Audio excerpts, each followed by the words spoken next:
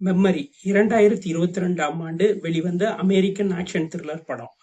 இந்த படத்துல Liam Neesham, Monica பெல்லுச்சி, கை piers நடிச்சிருக்காங்க. Director Martin Campbell.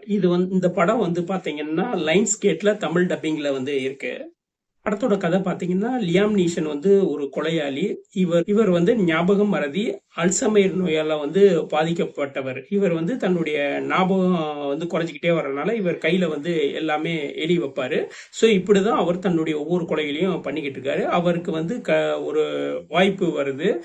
So double வேலை வருது, அதாவது இரு கொலைகள் செய்யக்கூடிய வாய்ப்பு வருது. ஸோ அதுல ஒரு கொலையை முடிக்கிறாரு. இன்னொரு கொலை பாத்தீங்கன்னா ஒரு 13 வயது சிறுமி.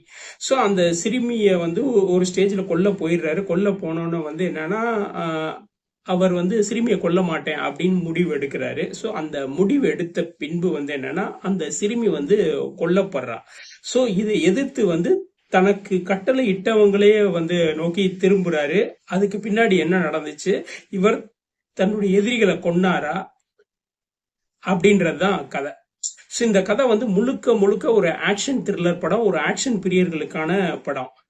படம் பாத்தீங்கன்னா டி ஜாக் அல்சைமர்ன்ற ஒரு பெல்ஜியம் நாட்டு திரைப்படத்தோட ரீமேக் தான் இந்த படம். இந்த படத்துல முக்கியமானது பாத்தீங்கன்னா கேமரா, படத்தோட எடிட்டிங், பிளஸ் பாத்தீங்கன்னா சண்டை காட்சிகள். இது எல்லாமே சூப்பரா இருக்கும். நம்ம படம் பாக்குறப்போ ஒரு ஒரு ஆர்வத்தை தூண்டக்கூடியதா இருக்கு. இந்த படம் நம்பி பார்க்கலாம். ஆக்ஷன் பிரியர்களுக்கான படம்.